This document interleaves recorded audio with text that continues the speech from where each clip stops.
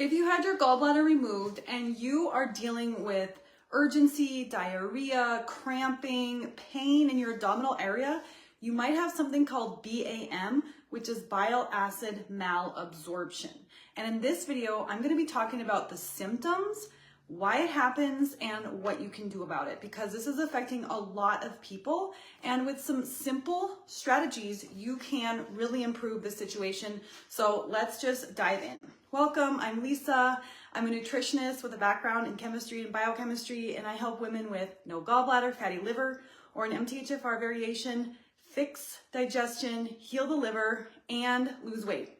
So I'm so glad you're here because we have a lot of people that have lost their gallbladder. Over 1 million gallbladders are removed every year, and it's just increasing. So we really have a big problem here, and I'm happy to be able to help you and to show you what's going on, because when you understand your body, you're more able to make some changes that really work. So let's get into it. So what is BAM? It stands for bile acid malabsorption. And it's traditionally thought that the bile from your liver is not properly absorbed back into the bloodstream after it gets dripped into the small intestine. But in this video, I'm going to actually share some alternative theories and what you can actually do that can make a big difference. So when you lose your gallbladder, your liver makes bile, but it no longer has a storage place for that bile to go. So normally you would eat a meal, your food would get digested in the stomach, and then the food gets transferred into the small intestine, where normally the bile would come out of the gallbladder and mix with that food. Now here's something that is really important for you to understand. When you eat food, your stomach produces hydrochloric acid. So it's a really acidic environment in the stomach. So the pH is like 1 to 2. It's highly, highly acidic. That isn't a normal digestive system. And then when the food leaves the stomach and enters into the small intestine, it's supposed to combine with bile, and bile is a detergent and it's very alkaline. So when you combine the acidic food from the stomach with this alkaline detergent, bile, it's supposed to neutralize it. But that might not be happening, and I'm going to explain why. Bile is dripping out of the liver all day long, and it's irritating the small intestine because it's a detergent.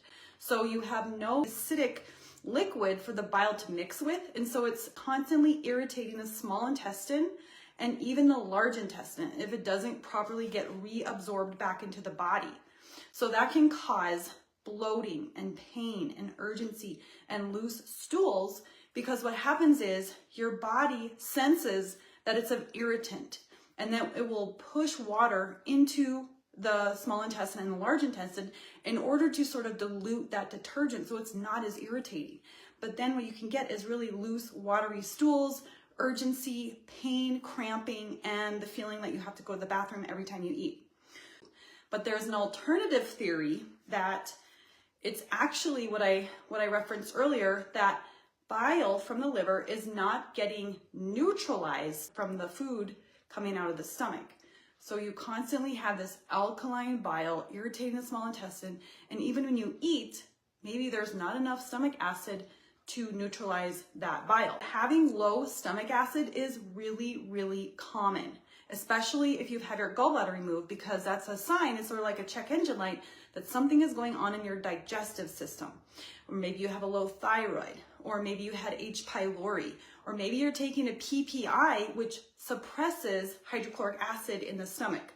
So with this alternative theory, what you have is you don't have enough stomach acid, and it's not concentrated enough to neutralize bile coming out of the liver. And so your colon is constantly irritated because it's never getting neutralized. Now let's talk about what we can do about this, because this is really common for many women. It's common to have low stomach acid or reflux. If you're dealing with reflux and heartburn and acid indigestion, that's a sign that you don't have strong enough stomach acid. Because if your stomach acid isn't strong enough, it doesn't close the flapper on the top of your stomach, and so that acid that it's still acid, but it's not acid enough to close that flapper, and you get this reflux coming out. And why doctors miss this is that this is bile acid malabsorption is typically labeled as IBS, or they don't consider the stomach acid piece. And just in general, post gallbladder dysfunction is just generally not well understood. There hasn't been a lot of attention paid to these problems. But now I'm going to tell you the fix. And this is out of my No Gallbladder Game Plan, which is available. I'll put the link below. But this is a book where I teach you how your digestion has changed, what you can do to really support your body to fix your digestion. So the fix is, number one, switch to smaller balanced meals. What we need to do is time your food intake better with bile, because remember, bile is dripping all day long out of the liver into the small intestine. So when you're fasting, when you're having long stretches between meals, there's nothing for that bile to sort of mix with. And so that's going to be irritating your small intestine. So 4 to 6 small meals. And a small meal would be like 300 to 400 calories, and you would be eating about every 3 to 4 hours. And I know that some people are like, well, that's going to raise blood sugar and that's going to cause insulin resistance. No, it doesn't.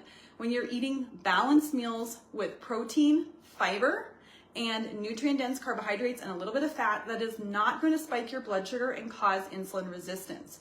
What causes insulin resistance is more like stress and poor sleep and processed foods and snacking and grazing all day long. So this is very different than just eating all day. This is very intentional, small meals. So 300 to 400 calories with 25 to 30 grams of protein and a nutrient-dense carbohydrate like sweet potatoes or squash or fruit, and a little bit of fat. So you're getting protein, fat, fiber, and some carbs.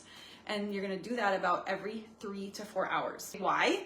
Because this is going to time your food intake with your bile drip, so that your bile is not just irritating your intestines. Number 2, soluble fiber. So soluble fiber really helps because it helps bind the bile acid. So these are things like psyllium husk, which I put psyllium husk in my smoothie when I have one in the morning.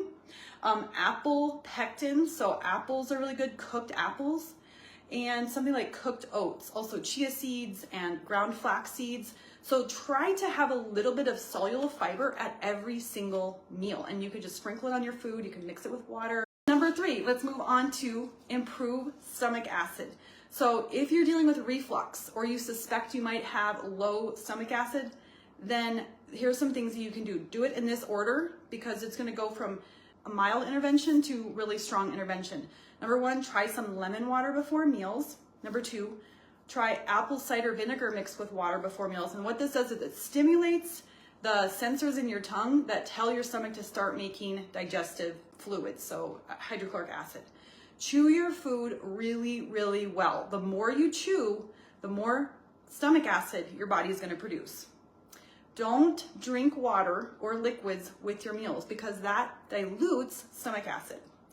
If your bile acid malabsorption is not going away, if you're still having cramping, then you might want to try something called betaine hydrochloride, which is basically supplemental hydrochloric acid. And it also helps the liver because it has betaine, which supplies glycine, which is really good if you have an MTHFR variation. So, but don't do this if you have ulcers or something like your stomach lining is already inflamed and painful. You wouldn't want to do this. So why this works is it increases the concentration of acid in your stomach, which will then neutralize the bile in your small intestine. So you don't have this alkaline detergent constantly irritating your small intestine. Step number 4 is we want to thin and stabilize your bile, because if you lost your gallbladder, chances are that your liver is struggling, it's sluggish, and it's not making good quality bile.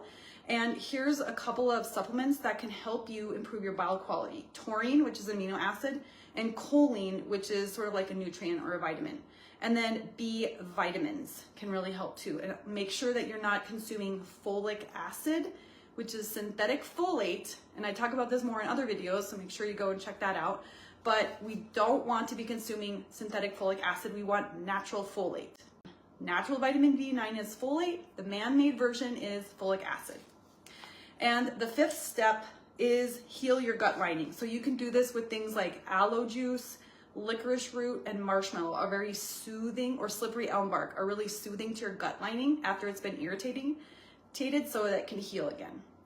Now, mistakes to avoid if you have BAM is do not eat huge meals like I talked about, do not fast or intermittent fast, and eat first before coffee, because coffee stimulates bile release from the liver. So we don't want a huge bile dump into your small intestine. So make sure you're eating first and then having coffee.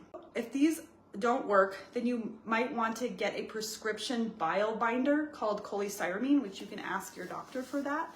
And it's a short-term fix. You still want to work on improving your liver function and bile and change your nutrition a little bit, but this can help you just in the short term. And then what I just want to leave you with is hope that BAM is fixable. It's not something that you're going to be stuck with forever, but these little changes can really make a big difference. So like I said, if you need more help and you want a more comprehensive plan, check out my No Gallbladder Game Plan, which is my book. You can get a digital copy, or it's also available on Amazon. And if you like this content, if this is helpful, make sure to like and subscribe so you can continue to get this content in the future.